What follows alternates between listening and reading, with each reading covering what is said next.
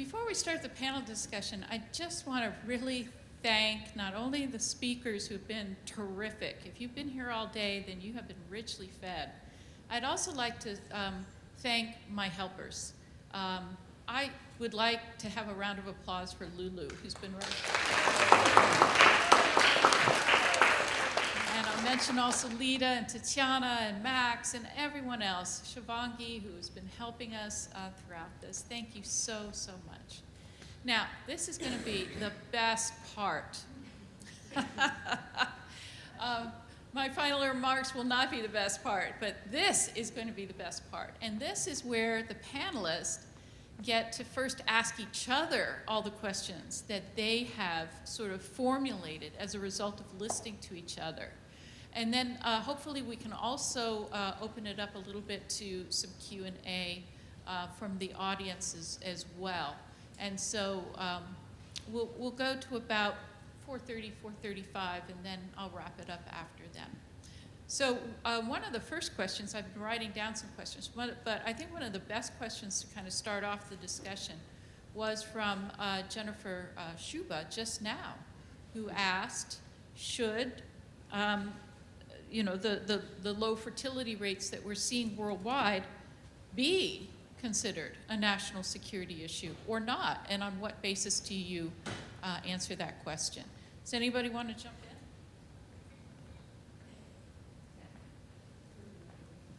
I don't really get why it would be a national security issue, because military technology seems to have departed so radically from the human body. I mean, it seems very AI and drone-based now. And I don't get the connection between, the... You may be thinking of security a little more narrowly than we do in the field. Oh, okay. Right? So AI and drone technology has not yet gotten to the point where we don't need boots on the ground to hold territory. You can't hold territory with drones yet. And actually, I'll be speaking about that in my concluding remarks. But I think the field of national security is broadened. So now we talk about things like human security and environmental security.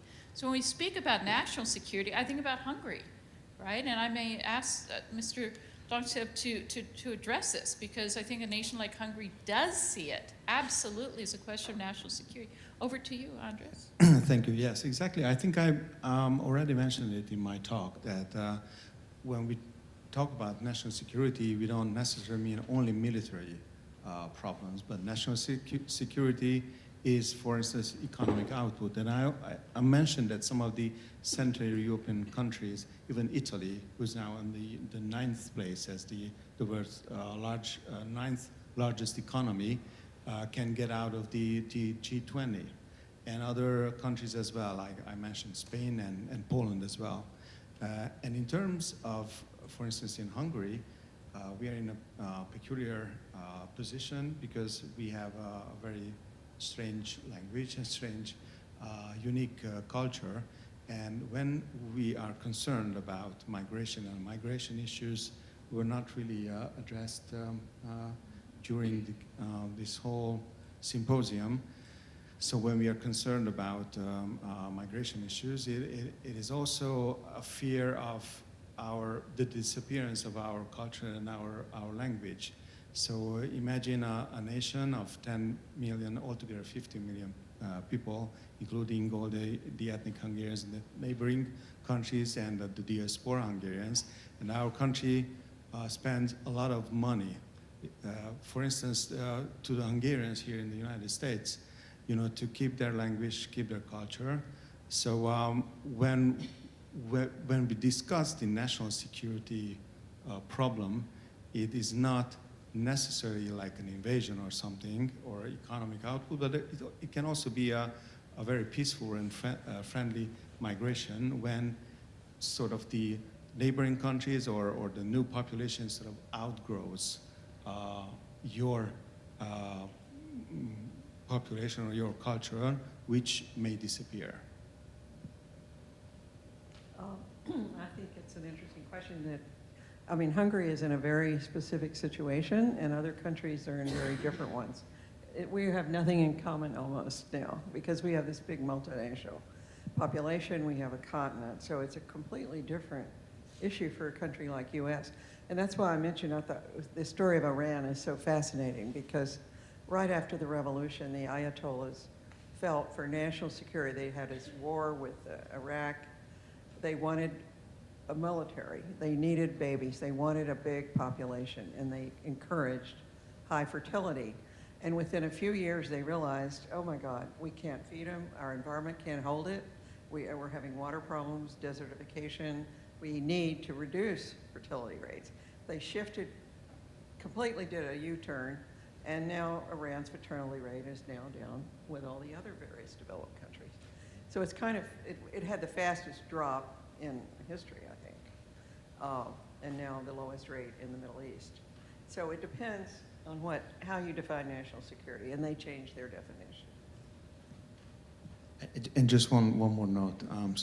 We can see now during this war Russia has waged against Ukraine, you might have followed the news that just right before the war, Belarus, through Russia, sort of imported a huge number of immigrants from the Middle East, and tried to send them to the Polish border. So we can see that, and it's a national security issue. How it becomes a national security issue, that some governments, especially Russia now, and their ally, play this hybrid warfare when they just use poor people, and try to use them as like soldiers or something, sending them to other countries. Hear from Jen. You raised the question. Well, Let's hear your answer. I did want to hear from everybody, because I think to me it is such a difficult question that has so many answers, and what I settled on in 2022 is different than what I maybe thought in 2019 or 2007. It really has shifted over time from a position, I think, of weakness in the political demography world. So as a scholar, there was a time when no one was paying attention to issues that we thought were really important. And the best way to get somebody to pay attention to your issue is to say it's an issue of national security. And so I very happily took on that frame, and I very personally benefited from that frame working, from that finding resonance in communities of power. Great. And then time goes on, and I'm at this point today where I now start to worry that we did too good of a job with it. Because to say that it's an issue of national security means it went from being maybe a military, do we have enough soldiers, do we have enough economic power frame, to a nationalist frame, which was that second frame I had talked about today, which is this an existential threat to our nation? What is it that we are securing? And to me, what I'm starting to see and worry about is it being brought all the way into national security means that to reproduce is required to achieve national security. And so at what, it's almost like opening Pandora's box. At what point could we have said, whoa, pump the brakes? Didn't mean for it to go that far. And maybe we're not there yet, but you just kind of can watch it as a trend line or watch it from afar and wonder, where does it stop? Yeah. Well, then there's that, yeah. Which is significant. Yeah. On that score, can I make a fun analogy? I did this once in a speech for 800 women, and it didn't really go over, but it occurred to me the analogy of when women got birth control and power over their reproduction in the 60s was the precise moment, the same cultural revolution, that men got freedom from the military and from the compulsory draft. The draft ended about the same time women got all their reproductive rights. So both of these national services, the service of militarily defending your country, which was the man's job, and the service of reproducing your population, which was the woman's job, both those really went by the boards, and you didn't have that compulsion anymore. And it's kind of fascinating that we have more of a discussion of limiting the women's obligation and duty than we are having a discussion of the men's duty. And I am very fascinated when Russia tries to impose this duty on its men, what has happened. Hundreds of thousands of men have left the country. My son was in Georgia and Uzbekistan or Kazakhstan this summer. The cafes were nothing but Russians. They had already started coming in before he issued the draft, and now the borders are closed. The whole thing has changed. So it's kind of a fascinating development in human history, I think.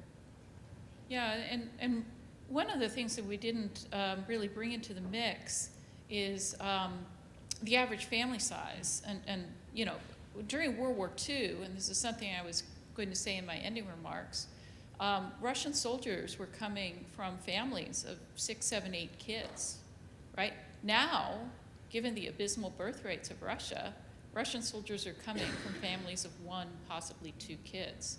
So it's certainly from a family calculation, the decision to encourage your son to fight for your country, it really depends on how many sons you have.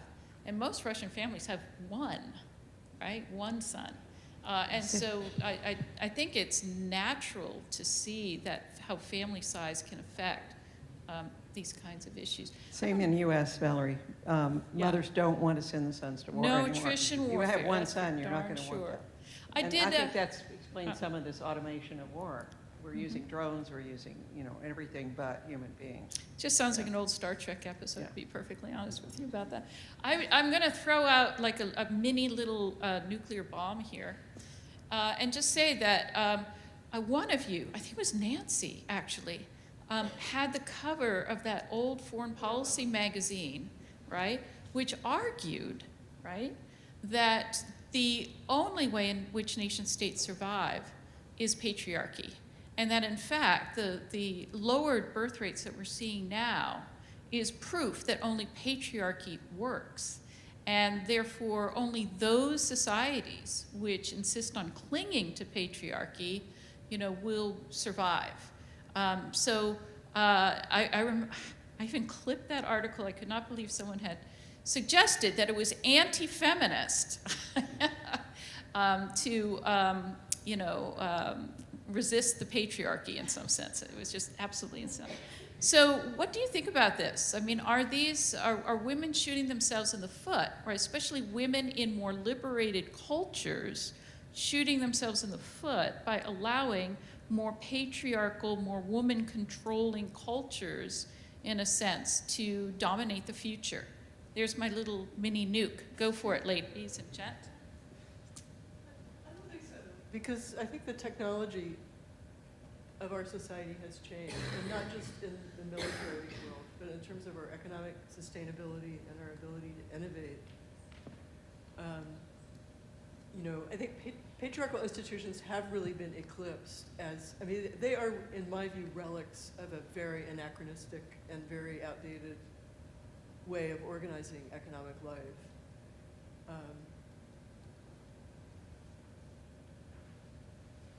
And to me, just to go back to what Teresa was saying about division, to me, the biggest security threat in the U.S. today is political division and inability to cooperate. And I think that's just so much more profound than, and so much harder to cope with than any of the other threats that I see. And of course, one aspect of that division is a division about do we want to stick with patriarchal institutions, or do we want to move on beyond them? So I think what's really key to our national security is to kind of figure out a way to resolve that division and mediate it more effectively. Are you also kind of asking, Valerie, if the societies that are abandoning patriarchy are reproducing at slower rates, so globally, then they will be outbred by, and there will be more little patriarchs running around, I suppose? Yeah, warfare not between, say, Arabs and Israelis, but warfare between feminists and patriarchs. I'll just throw a nugget back out there. Maybe I think this. I don't know. We'll see what it sounds like when I say it out loud. Maybe it's the case, like religion, and there was a question earlier about religion, that just because you are born into something does not mean that you continue it. So, one of the things we do know about religion and fertility is that just because you have maybe are a Muslim and you bring your child into that faith, does not mean that the child will continue to practice that faith as they grow older. Anybody who's been raised or not in a religious background could understand how that is to be true. So I'm thinking to myself that why don't we borrow from that to think about these other social structures that regulate relations between men and women, and maybe it won't be lots of little Lord patriarchs running around just because they're reproducing more. So your hope is that patriarchies will not produce patriarchs, but little rebels. That's right. They will rebel against the patriarchy. They'll come out with little down with the patriarchy t-shirts on. Yes.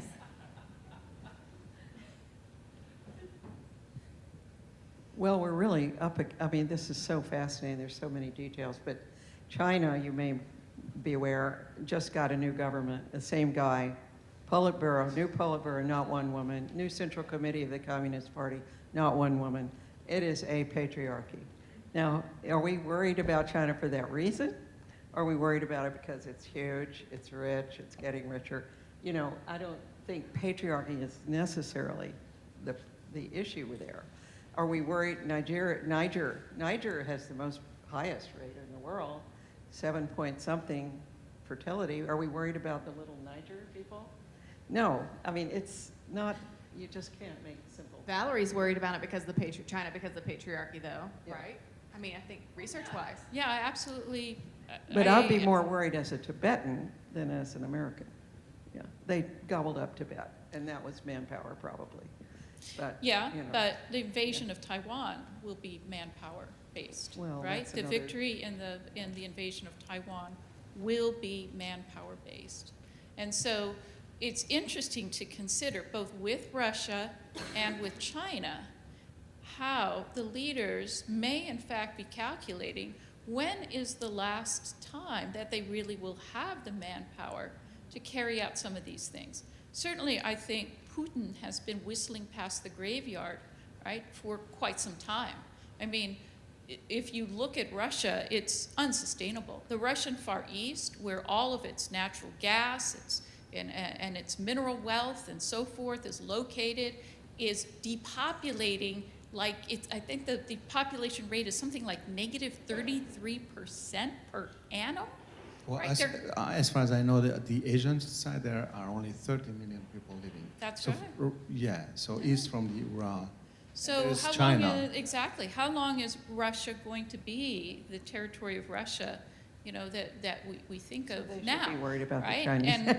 And so the Russia that you think of from World War II that could grind down its enemies through sheer manpower, that Russia is gone forever. Now you've got to be asking whether Russia can even survive as an intact territory, right? So I do think bodies still matter. Could it be that Xi Jinping looks and says, our population will be almost half of what it is in 2100 than what it is right now? And the fact that they have such an abnormal sex ratio means that they currently are running a surplus of 50 million young adult men, right? The military age men. Now, all right, won't be the case in 2100. So do we have patriarchies who are saying, right, that this is a rationale for obtaining our geostrategic goals while we have the bodies to do so? Again, just trying to be provocative. Go for it. To follow up on what Anne was saying, I don't think you can look at the patriarchy in isolation. I think global conflict, like internal conflict, is a function of a much more complex hierarchy of national interests, of class interests, of race interests, and it's the way in which those combine and articulate and evolve that really is shaping kind of the world is as we see it, not, I just think patriarchy alone doesn't explain much, just like, I don't think capitalism alone explains a lot. I think all of these dimensions of collective identity and conflict and coalition are really key. And the patriarchal part it is really important to it. I agree with you about that, but I don't think you can analyze it as a kind of separate entity. And to illustrate that, any country can solve its demographic problems by migration, the third element. We have never had a population problem in America because we've had so much immigration. And in fact, we've had so much immigration, we haven't had family policy because there's no need to stimulate births and family-friendly policy because you just bring in mature workers. However, and Russia could solve that problem very easily if they wanted to.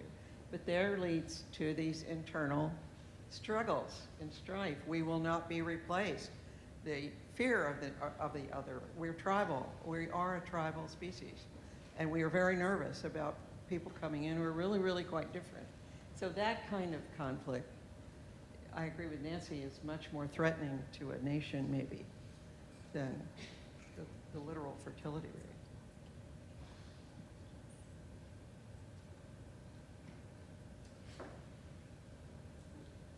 What do you think about your thing? Yeah, do we have a question out there? Yeah, we have several questions. We have the microphone, so you're just going to have to yell. You have a microphone. All right, so, okay.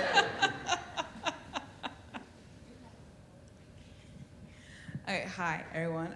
Just want to say thank you for sharing your thoughts about low fertility issues and reproductive health, and I really appreciate you all for coming. I do have a comment and a question.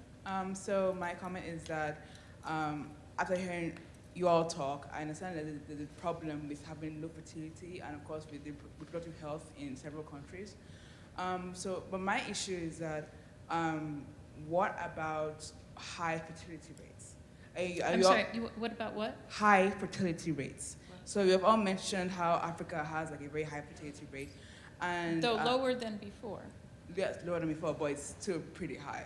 But I think my issue is that Africa doesn't have the capacity to withstand its high fertility rates. Like if you look at Nigeria, for instance, Nigeria has the largest population in Africa, and I honestly feel that's a problem because we do not have the capacity or not the resources to actually maintain that level of population growth. And I'm wondering, high population is as dangerous as low fertility, and I'm wondering, how do we solve that? Like, is there? I understand that, of course, the best way is to do it through sex education and, of course, good family planning. But what other resources can we utilize to, maintain population growth so that it won't be a problem, and we won't, and not to the point where we'll have low fertility rate, but to a point where it's easy for us to manage.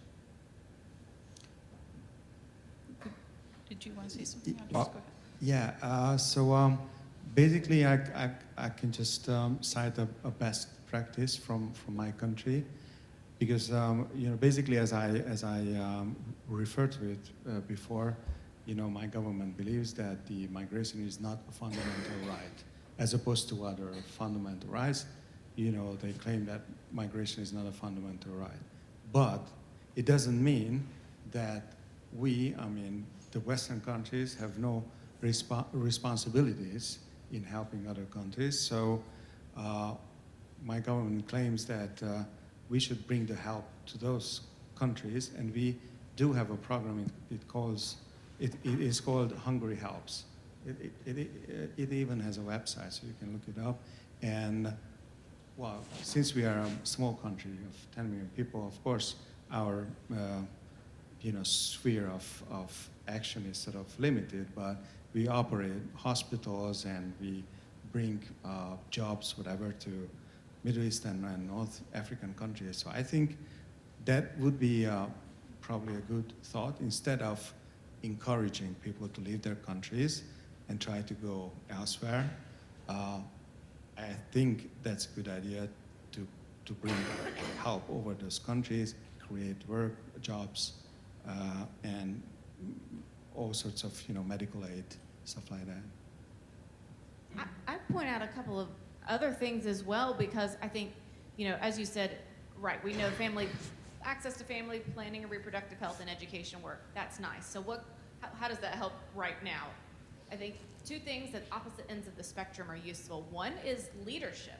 So we have seen time and again that when a country's leader believes that these issues matter, and side note, one of the ways that we have often gotten leaders to pay attention is by telling them it's a national security issue, just to bring it back to where we were a second ago.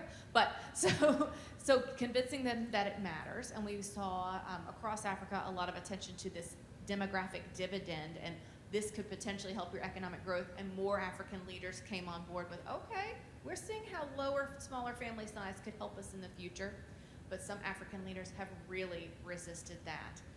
And so leadership really matters, and specific actions that can be taken is trying to get into national plans, population policies, and attention. Uganda has just done that. Now, you might not be able to put in a new Nigerian leader. We talked about this at dinner last night.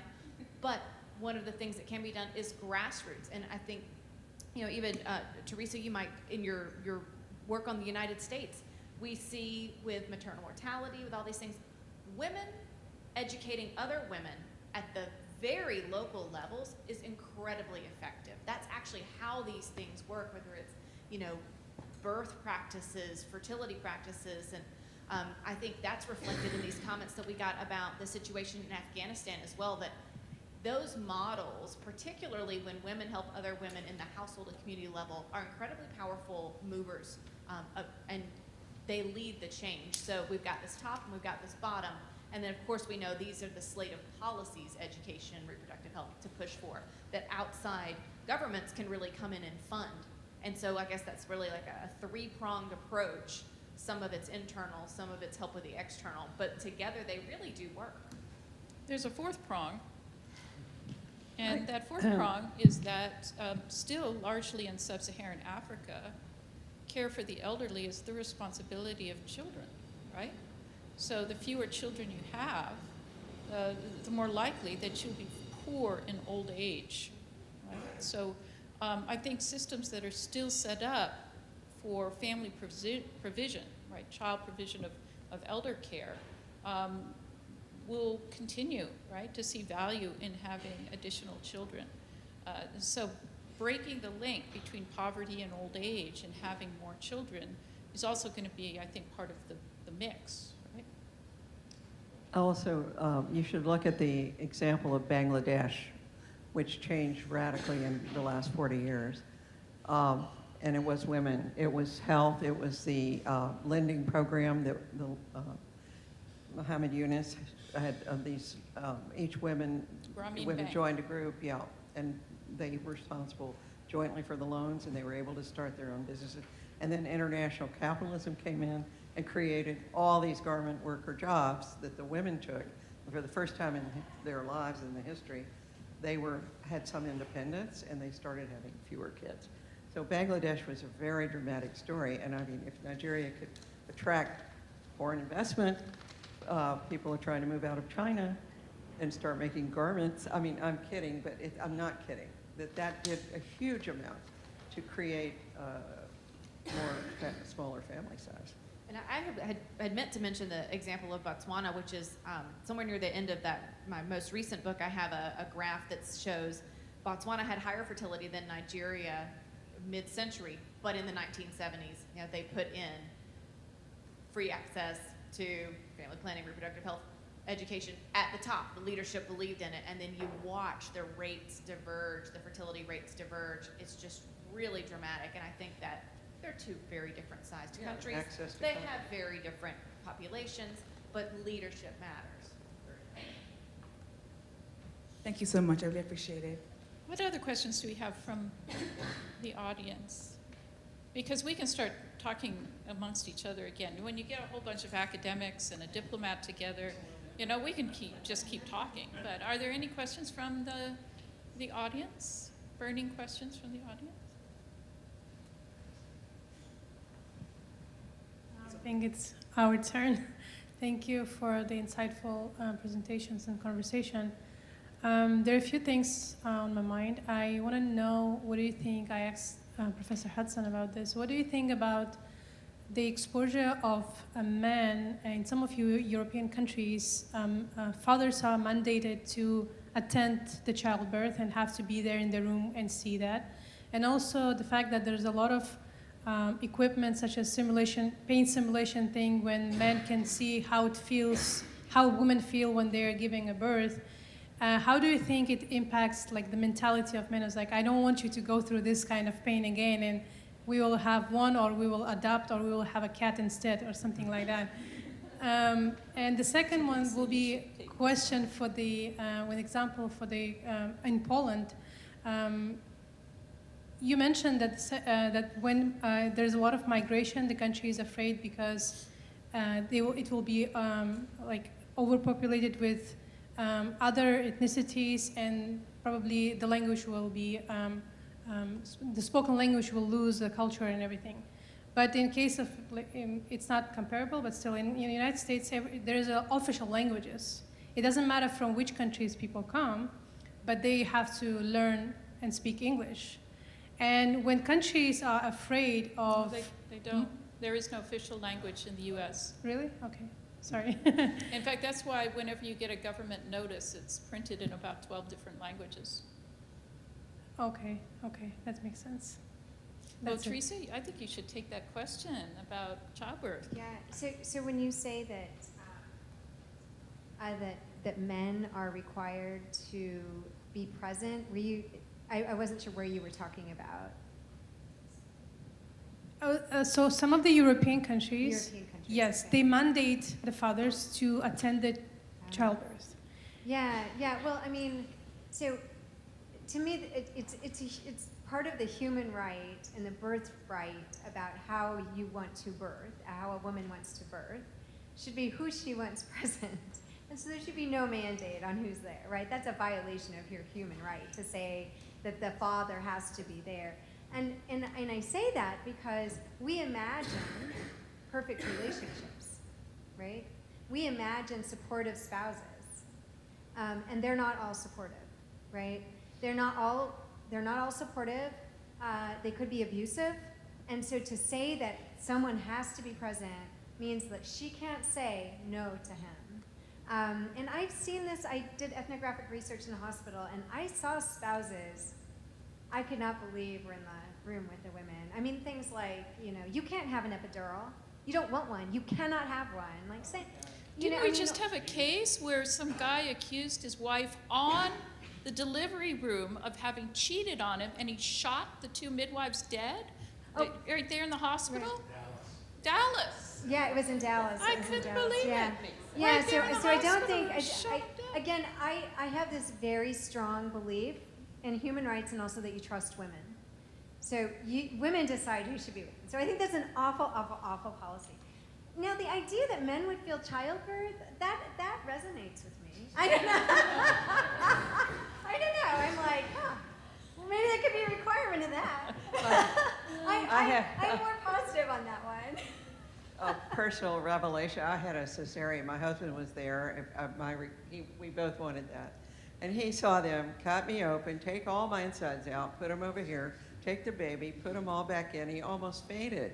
He thought, this is the worst thing I've ever seen in my life. I mean, it was a shocker. Anyway, but what do I say? He didn't make any conclusions after. Actually, I'm from Europe, but I haven't heard that it is mandatory in any of the European countries. Because some of But the friends where exactly? in Sweden they say. Mandatory? Really? Okay, I haven't heard anything about it. I know in my country, you can choose, it's, the pair decides, of course, not only the woman, but the two of them, of course, because it's up to the father if he wants to be present at all, not only the mother. And the only exception is if there is a C-section, because it's an serious operation, and then in the operation room, no one else can be present except for the doctors. Regarding your other question, when I mentioned the Belarusian thing, when they try to sort of push all these migrants to Poland, and about the migration issue. So the thing is that there's a misunderstanding about the Central European countries, how the Central European countries think about migration. It's not that they don't want anyone. It's just like something like a Nazi thing, you know, we want only white people, whatever, nothing like that. But our concern is that, and you can see the bad examples in Germany and France, that unfortunately if they come in huge numbers, certain cultures live in parallel societies. And we want we want inclusive societies. We want them, you know, to be among us and not to live in parallel societies, because you can see where it leads in, for instance, in Germany and in France. Great. I have one last question. So I get the prerogative of the last question here. And again, I'm trying to be purposefully provocative.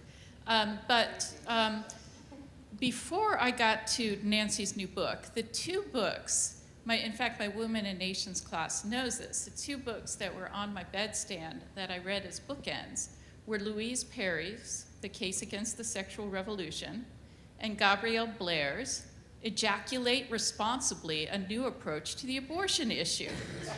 So it strikes me, you need to read that book, Frank. I'm getting you a copy. Anyway, it strikes me that in this entire day, we have not talked about sexual norms. We've not talked about the epidemic of casual sex and how that differentially seems to affect men and women. We haven't talked about the scourge of internet porn in which our young men appear to be marinating their brains on almost on a daily basis, if some are to be believed, some surveys are to be believed. How does that play into the issues that we talked about today? Throwing it out there to the panel. Who would like to answer that? Well, I'll just mention that certainly the half of unintended pregnancies is related to especially the casual sex on campus, right? And absolutely men and women are affected differently. And I always say to my gender class that just remember that hooking up culture, right? Who is affected by that more? Who has the pregnancy risk?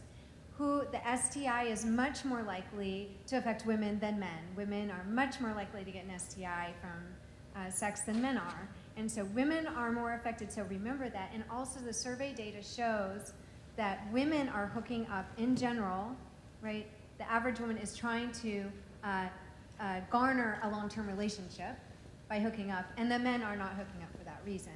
So it's a general inequality. So, but definitely in that unintended, right, is some of the hooking up for sure. So that's my limited kind of what I'll say about that. But but I do think that, and I always say that to my gender class. Just remember that hooking up culture, it's mostly women I'm talking to, but some men, that benefits men more than women. And don't believe it when it's seen as sexual liberation of women, because it's not.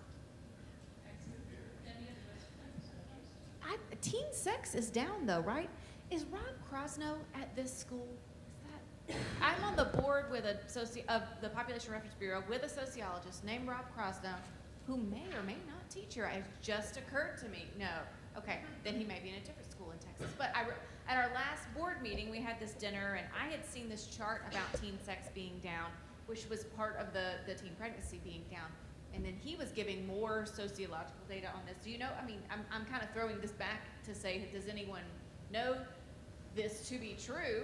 But our dinner time conversation was, it was way down. And so I think this is an interesting question that you posed, because as far as I knew, we were making light of no one's having fun anymore. But obviously now we're talking about the actual, outcomes of that. So if it's down, then how do we fit that into the rest of this? Is that like where the porn conversation comes in? Is it down because of COVID? No, it was been down. I mean, the last I had seen, it was at the very start of writing that last book. So this would have been maybe Teen pregnancy or teen sex? Sex. Now that I've not seen. I know the I teen haven't seen it. pregnancy You've seen it too? rates have Yeah. fallen, but I haven't seen a decline in teen the sex. actual teen sex is way down. All right, Way I'll have to down, look because that then they were up. talking about, oh no, everyone's playing video games instead of doing all these things, and we told people not to. We wanted to get rid of this risky behavior. So are we supposed to celebrate this, or are we supposed to be sad because it might be video games and porn? This was the debate that I saw. Well, analyzing the Hungarian abortion figures, you'll see that the more educated the population is in a certain area, the fewer number of abortions happen. And again, at the northern part, where the poorer, more uneducated people live, you have like horrible figures. Like during the lifetime of a woman, there is 700 abortions per 1,000 women. In Hungary? Yeah, Among what? it's certain. What was it? Yeah, the average is 400 abortions per 1,000 during the whole lifetime of a woman. But it can go up. So on those areas, while I just study these figures, the statistics, that it can go up to. So basically, Is this at in some Hungary? places, Where- yeah, in Hungary. So they use abortion as a sort of contraceptive.